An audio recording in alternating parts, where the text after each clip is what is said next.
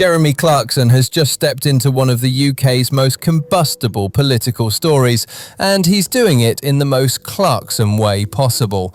Loudly, bluntly, and with millions of people watching.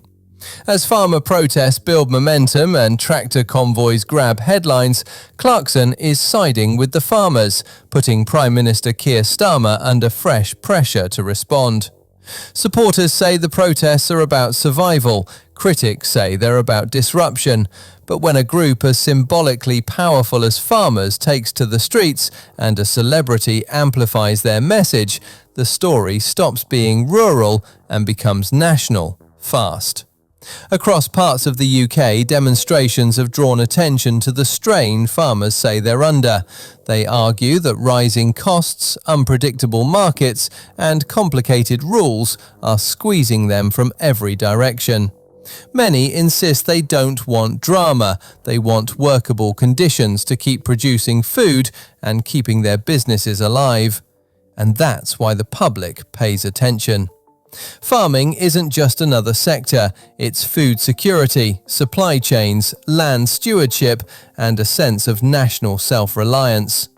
When the people who grow food say the system is pushing them to the edge, it triggers something deeper than a normal policy debate.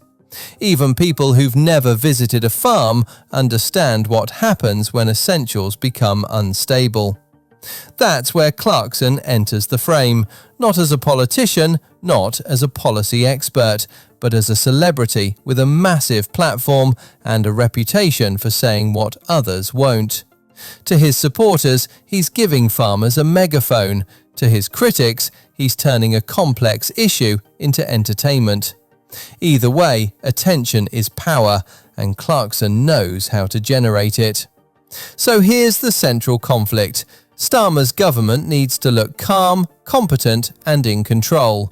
Farmers want to be heard and want practical changes, not vague reassurance.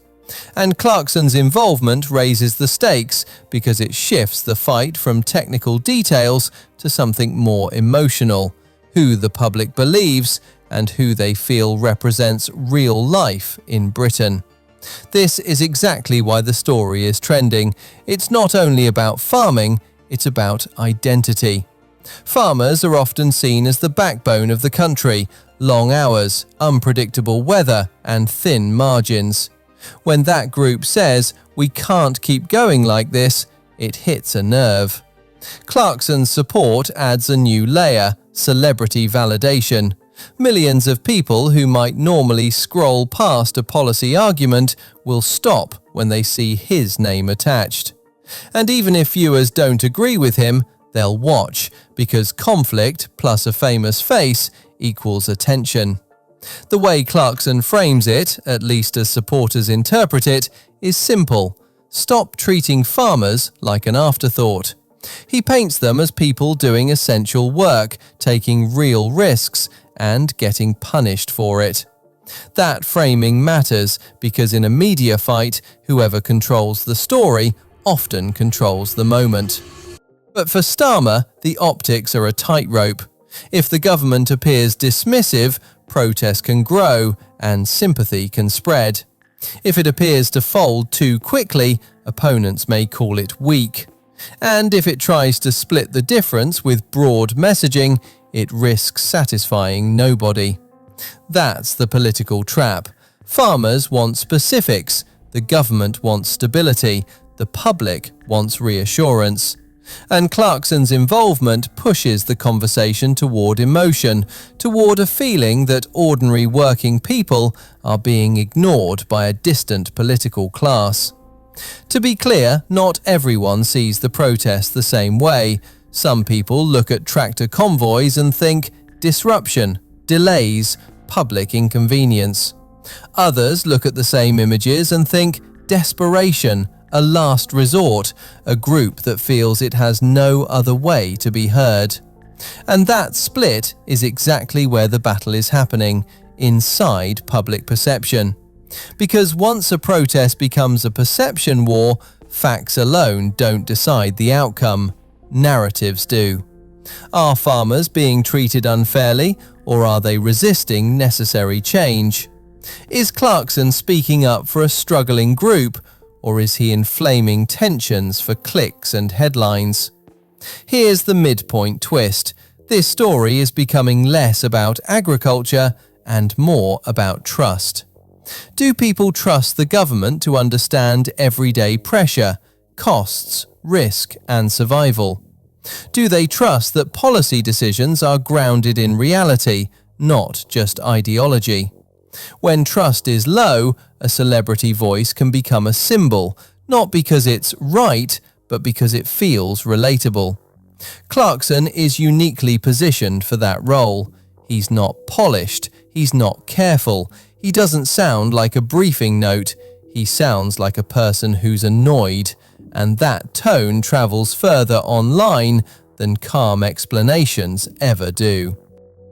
That's why his involvement matters. Not because it automatically changes policy, but because it changes the temperature. It makes the debate louder, sharper, and harder to control. From the government's perspective, there's also the risk of precedent. If a high-profile protest plus celebrity amplification forces quick changes, what happens next time another group mobilizes? Governments worry about appearing to govern by headline.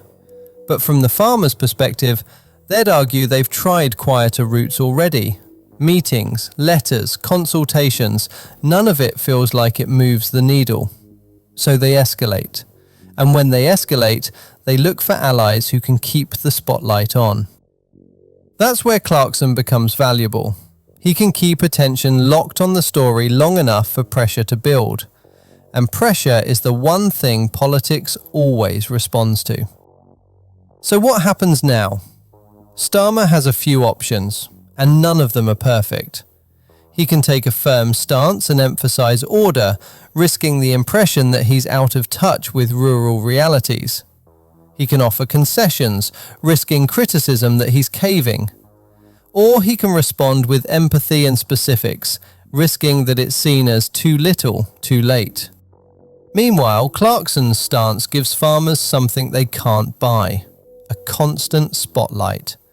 And spotlight becomes leverage, because once the country is watching, quiet compromises become public demands. The next phase of this story will likely come down to three things. First, clarity. Does the government respond with practical steps farmers can point to, or does it stick to broad messaging that sounds good but changes nothing? Second, discipline. Do protests remain focused and peaceful, keeping public sympathy on their side, or do they splinter into chaos, giving critics the images they need to turn opinion against them? And third, momentum. Does Clarkson keep pushing, keeping the issue alive in the public conversation, or does the media cycle move on, leaving farmers to fight without the same level of attention? Because that's the reality of modern politics.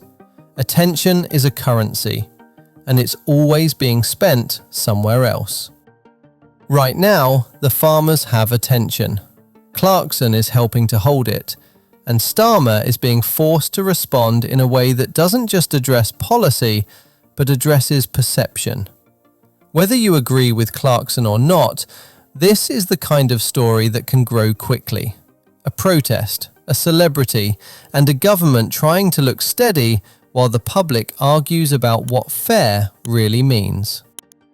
If you want the next update as this develops, subscribe, because this story is moving fast.